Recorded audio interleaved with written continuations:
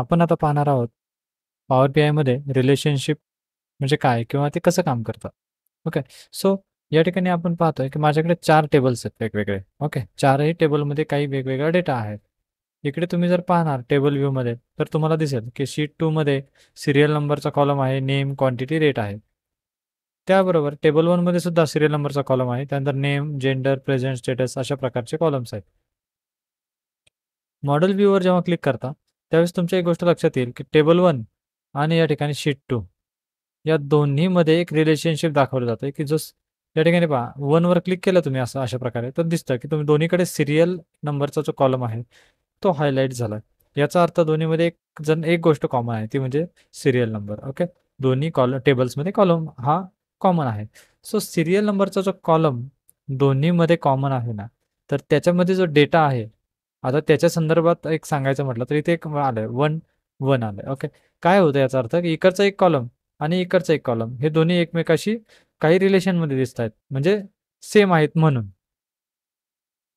तुम्ही इथे पाहू शकता मॅनेज रिलेशनशिप. इथे क्लिक केलं, की तुम्हाला अशा प्रकारे दिसतं 1 to 1. ओके. आता मी याला सिलेक्ट करतो आणि इथे वरती एडिट ऑप्शन आहे. मी जेव्हा यावर क्लिक करेल त्यावेळेस मला अशा प्रकारचा डेटा दिसेल. सीरियल नंबर हा आणि हा सीरियल नंबर हे दोन्ही टेबलचे सीरियल नंबर कॉमन आहेत या ठिकाणी.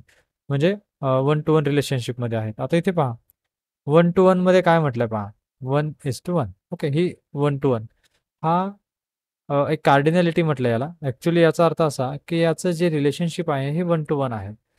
कधी-कधी काय होतं, की मेनी टू वन असतं. म्हणजे एका टेबलमधल्या मल्टिपल कॉलम्स हे दुसऱ्या टेबलमधल्या एका कॉलमशी रिलेटेड असतात.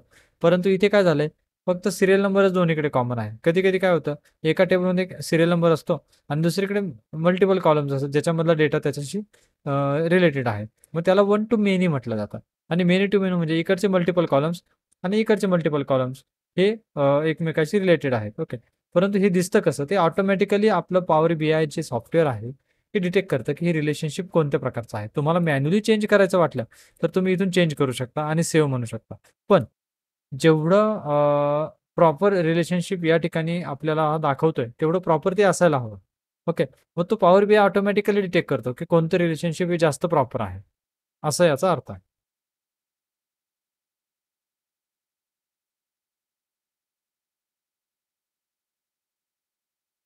सो या अशा पद्धतीने हे रिलेशनशिप काम करतं.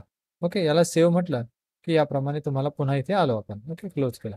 म्हणजेच आपल्याला रिलेशनशिप 2 टेबलमधलं जे रिलेशनशिप आहे, ते जर पाहायचं असेल, की ते कशा पद्धतीचं आहे, 1 to 1 आहे, 1 to मेनी आहे, मेनी टू 1 आहे किंवा मेनी टू मेनी असे 4 प्रकार आहेत. ओके. आपण चेंज करू शकतो, पण पॉवर बीआय ऑटोमॅटिकली जे बेस्ट आहे, ते डिटेक्ट करतं. त्यामुळं मोस्टली याच्यामध्ये आपण चेंज करायची गरज नाही. पण कधी-कधी असं होऊ शकतं, इन केस की रेअर केसमध्ये की गरज पडू शकते बदलण्याची, तर बदलता आलं पाहिजे.